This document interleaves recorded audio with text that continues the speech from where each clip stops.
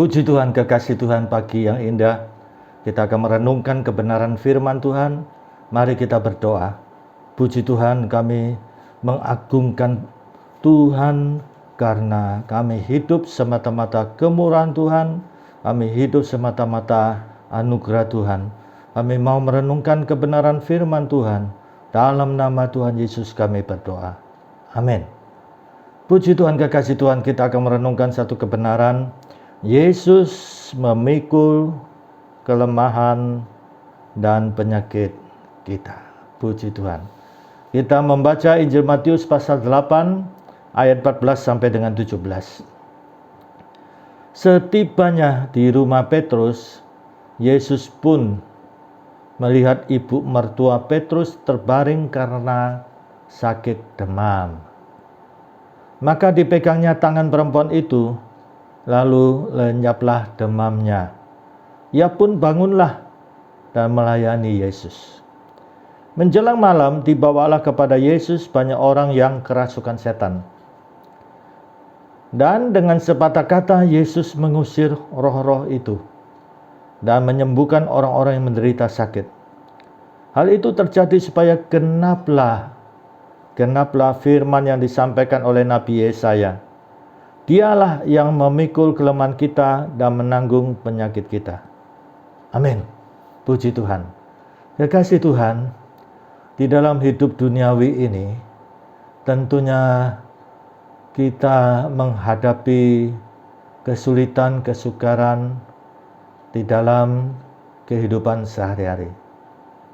Nah, di sini tentunya fasilitas kesehatan itu dan juga semua di dalam aspek kebutuhan hidup kita, tentunya sarana-sarana pasti tersedia.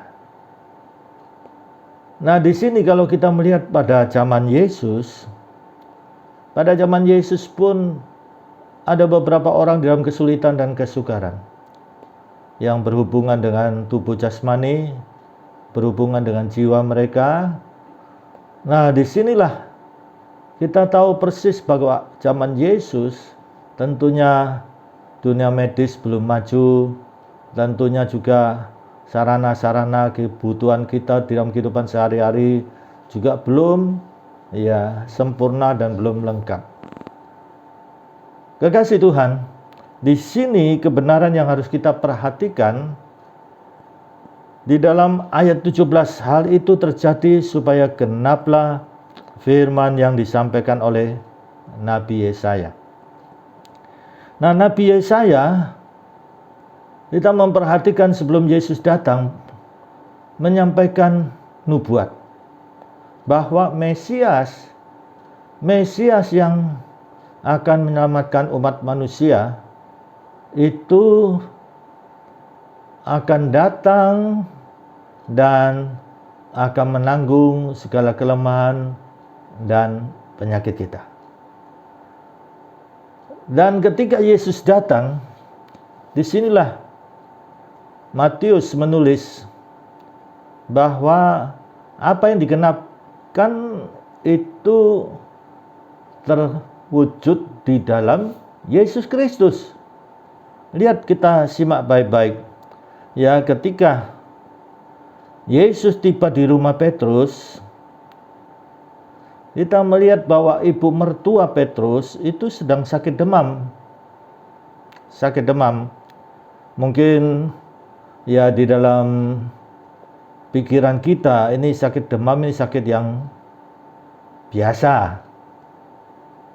Tetapi perlu saya perhatikan, jangan kita selalu pandang enteng demam ya. Kita harus juga memperhatikan ada penyakit-penyakit besar yang selalu dimulai dengan demam. Nah, kita lihat sekarang ini wabah pandemi, wabah virus 19. Ini pun juga pada umumnya ciri-cirinya mereka yang terkena COVID-19 ini selalu dimulai dengan flu, demam. Nah, kita tidak tahu apa yang menjadi penyakit ibu mertua Petrus, tetapi kita lihat Yesus ketika datang di rumah Petrus, mertua Petrus ini sedang sakit demam. Apa yang dilakukan Yesus Kristus? Yesus memegang tangan perempuan itu. Langsung kita memperhatikan, maka lenyaplah demam dari ibu mertua Petrus ini.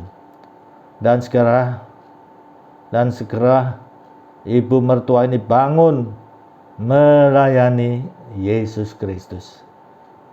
Kekasih Tuhan, kebenaran ini menunjukkan bahwa Tuhan itu peduli. Tuhan begitu memperhatikan. Ketika berkunjung ke rumah Petrus, ibu mertua yang sedang sakit, lihat Yesus segera sigap. Ya, dikatakan Yesus melihat ibu mertua Petrus terbaring karena sakit demam. Tuhan peduli dengan apa yang menjadi kesulitan di dalam rumah tangga saudara. Tuhan perhatikan. Di sini kita lihat Yesus ada di rumah Petrus. Kalau kita memperhatikan untuk masa kini, untuk kita semua, Yesus sendiri sudah menyatakan, kalau kita berkumpul 2-3 orang nama Tuhan Yesus Kristus, Tuhan hadir. Dan dikatakan kalau kita sepakat berdoa, baik itu suami istri, baik itu orang tua dengan anak, dengan putra putri, di sini kesepakatan 2-3 orang berkumpul berdoa di dalam nama Tuhan Yesus. Lihat, Tuhan peduli, Tuhan perhatikan. Kekasih Tuhan, kita tidak perlu khawatir di dalam kehidupan kita. Kalau kita selalu mewujudkan mesbah keluarga di tengah keluarga kita, Yesus hadir. Dan lihat, sebagaimana Yesus hadir di rumah Petrus, Yesus melihat ibu mertua Petrus terbaring karena sakit demam.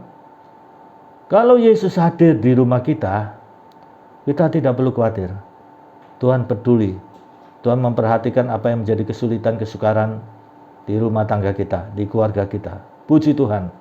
Lihat saudara kekasih Tuhan, menjelang malam dibawalah kepada Yesus banyak orang yang kerasukan setan. Dan dengan sepatah kata Yesus mengusir roh-roh itu. Demikian juga kekasih Tuhan, kalau Yesus ada di rumah kita, jangan kita khawatir. Kuasa kegelapan pasti akan lari terbirit-birit karena Yesus ada di rumah kita. Kita memperhatikan dengan sepatah kata Yesus mengusir roh-roh itu. Yesus akan bertindak. Segala kuasa kegelapan yang mengganggu mereka, roh-roh kegelapan itu akan terusirkan. Lihat di sini. Dengan sepatah kata Yesus mengusir roh-roh itu. Dan bahkan dikatakan apa? Menyembuhkan orang-orang yang menderita sakit. Hal ini terjadi supaya genap firman yang disampaikan oleh Nabi Yesaya. Dialah yang menanggung kelemahan kita. Kelemahan apa? Bisa kelemahan tubuh jasmani kita, organ-organ tubuh kita, metabolisme tubuh kita, kesehatan kita, bahkan jiwa kita mungkin sedang tertekan, sedang stres. Sedangkan jiwa ini membuat hidup kita ini apakah senang, susah, sedih. Jiwa ini punya peran yang besar. Seperti kita ketahui ada istilah psikosomatis. Kalau jiwa bermasalah, maka tubuh akan bermasalah. Kalau kita stres, depresi, sedih, maka dampaknya kepada tubuh jasmani ini. Kita menjadi tidak bersemangat, kita menjadi seorang yang lesu, murung, sedih, muram. Ya, nah, tentulah kita menjadi seorang yang pesimis, seorang yang tidak gairah hidup. Nah, ini penyakit kita, penyakit macam-macam ya, dari ringan sampai berat. Tetapi yang jelas Nabi Yesaya bernubuat Mesias yang akan datang itu, dia akan memikul kelemahan kita dan menanggung penyakit kita.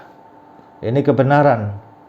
Nah, disinilah kekasih Tuhan, kalau Yesus hadir di rumah kita, Yesus hadir di hati kita, Yesus hadir di dalam kehidupan kita, maka di sini firman Tuhan katakan, Yesus Kristus yang memikul kelemahan kita dan menanggung penyakit kita. Kekasih Tuhan, di sini mari kita bangun mesbah keluarga, kita bersekutu, di situ kita bersekutu dalam nama Tuhan Yesus. Tuhan hadir. Dan kalau Tuhan hadir, Tuhan peduli. Itu sebabnya kekasih Tuhan, betapa pentingnya kita membangun mesbah keluarga. Ini kebenaran yang menyatakan, kalau mesbah keluarga itu kita setia, kita selalu mewujudkan di keluarga kita, di rumah kita, Yesus hadir, Yesus peduli. Jangan bimbang, jangan ragu-ragu. Janji Tuhan selalu mengandung dua unsur, bagian kita dan bagian Tuhan. Bagian kita di dalam kebenaran ini, bangun mesbah keluarga. 2-3 orang berkumpul atas nama Tuhan Yesus. Lihat sampai begitu rupa, apa saja, meminta apapun juga. Tentunya kalau kita di dalam Yesus dan firman Tuhan di dalam kita, di dalam Yohanes pasal 15, permintaan kita pasti tidak akan nyeleneh ya. Masa kita minta mobil mewah Jaguar, ya, kita minta mobil mewah Ferrari, ya tentunya itu adalah untuk keinginan mata, keinginan daging, untuk kesombongan.